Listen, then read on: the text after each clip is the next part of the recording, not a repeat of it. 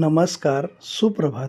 चुकीच्या आणि मतलबी लोकांच्या नात्यांत अडकून उदास राहण्यापेक्षा एक वेळ अनोळखी लोकांमध्ये राहून आनंदी राहणं तसं कधीही चांगलंच. सुंदर आयुष्य सहज घडत नसतं, तर ते जाणीवपूर्वक घडवावं लागतं.